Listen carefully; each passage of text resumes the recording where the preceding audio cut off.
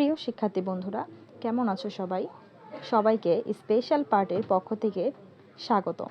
শুরু করতে যাচ্ছি এমবিএ ফাইনালের অ্যাপ্লাইড অ্যাকাউন্টিং থিওরির অধ্যায় 6। সবাই মনোযোগ সহকারে দেখবে। আমি ধারাবাহিকভাবে অঙ্কগুলো শেষ করব, আশা করি কোনো সমস্যা থাকবে না। এই ষষ্ঠ অধ্যায় থেকে প্রতি বছরই কিছু না কিছু অঙ্ক আসতে দেখা যায়। বি পার্টে 4 নম্বরে এবং সি পার্টে 10 নম্বরে একটি ম্যাথ থাকতে পারে। এই মোট 14 নম্বরের ম্যাথ তোমরা কমন পেতে পারো। সুতরাং তোমরা সুন্দরভাবে অঙ্কগুলা দেখবে এবং শিখবে। আমি এখন একটি বোর্ডের অঙ্ক নিয়েছি। অঙ্কটি হচ্ছে ন্যাশনাল ইউনিভার্সিটি এমবিএ ফাইনাল 2014 সালের। এটি একটি বোর্ড পরীক্ষায় আসা প্রশ্ন, তাই গুরুত্ব সহকারে সবাই অঙ্কটি দেখবে। এ 9% 12 years bond of take 5000 has been issue। মানে এখানে কি বলা হয়েছে, 5000 টাকার একটি বন্ড 9% সুদে 12 বছরের জন্য ইস্যু করা হয়েছে। ডিসকাউন্ট দেওয়া আছে 5%, ডিসকাউন্ট দেওয়া আছে 5% অ্যান্ড রিডেমড 3% প্রিমিয়াম। রিডেমটের কথা বলা আছে 3% প্রিমিয়াম। এই রিডেমটা হচ্ছে আমাদের অঙ্ক চেনার একটি পদ্ধতি। এখানে ফ্লোটেশন কস্ট দেওয়া আছে 2% of face value, then calculate the approximate YTM. আমাদের অঙ্কের মধ্যে স্পষ্টভাবে বলে দেওয়া আছে যে ওয়াইটিএম বের করতে হবে। কি বের করতে হবে? ওয়াইটিএম। ওয়াইটিএমের পূর্ণরূপ হচ্ছে yield to maturity. Yield to maturity. চলুন আমরা ওয়াইটিএমের সূত্রটা দেখে নিই। ওয়াইটিএমের সূত্র হচ্ছে I plus RV minus NSB divided N. নিচে দেওয়া আছে আরভি প্লাস এনএসবি ডিভাইডেড 2। এখানে আই মানে বোঝাচ্ছে ইন্টারেস্ট, আরভি মানে বোঝাচ্ছে হচ্ছে রিডেমট, মানে 3% প্রিমিয়ামের রিডেমটের যে ব্যাপারটা সেটা বোঝাচ্ছে, মাইনাস এনএসবি মানে বোঝাচ্ছে net sales value. Net sales value. N মানে বর্ষ সংখ্যা। উপরের সূত্রটার সাথে নিচের সূত্রটার হুবহু মিল রয়েছে, কিন্তু এখানে একটু খেয়াল রাখতে হবে। উপরে রয়েছে মাইনাস, নিচে রয়েছে প্লাস। উপরে রয়েছে এন, নিচে রয়েছে 2, শুধু এতটুকুই পার্থক্য। আর আইটা উপরে রয়েছে, নিচে কোনো আই নেই। গুণ হবে হচ্ছে 100।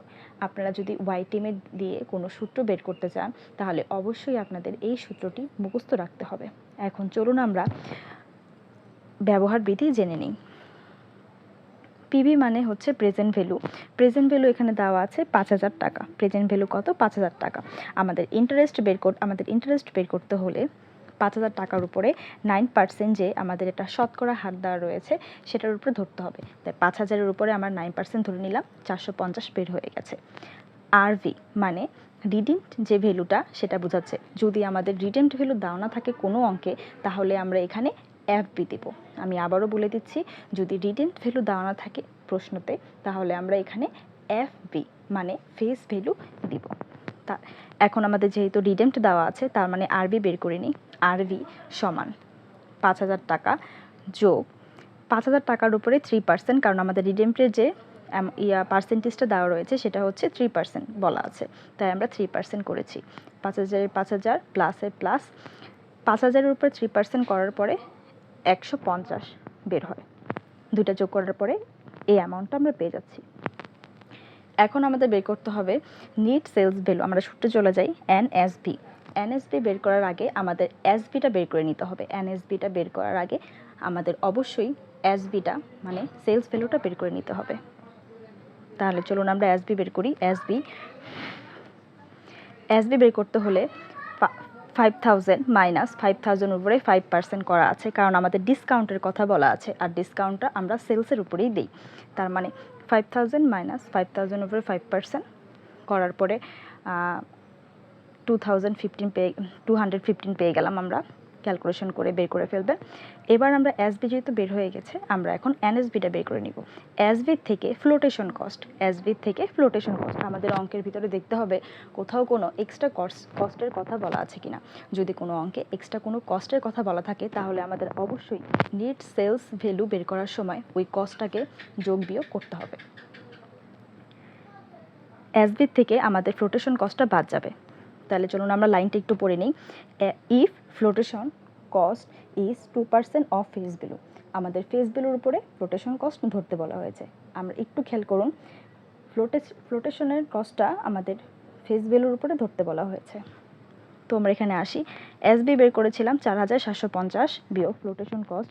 যেহেতু আমাদের ফেস ভ্যালুর উপর ধরতে বলা হয়েছে, আমাদের ফেস ভ্যালু দেওয়া আছে 5000 টাকা। আমাদের ফেস ভ্যালু দেওয়া আছে 5000 টাকা। 5000 টাকার উপরে ফ্লোটেশন কস্ট দেওয়া আছে 2%। আমরা 2% করে নিব, 2% করে নিলাম। ক্যালকুলেশন করলেই আমরা পেয়ে যাচ্ছি। এতটুকু ক্যালকুলেশন যদি আপনারা বুঝে থাকেন, তবে এতটুকু ক্যালকুলেশনে বেস করে আমরা এখানে বসিয়ে নেব এবং যথাসাধ্য মতো আমরা এখানে ক্যালকুলেশন করে নেব। আমরা শুধু ক্যালকুলেশন করে সময়টা নষ্ট করছি না। আপনারা যে ক্যালকুলেটর ব্যবহার করেন সেই ক্যালকুলেটর ব্যবহার করে এই ক্যালকুলেশনটা করে নেবেন সুন্দরভাবে।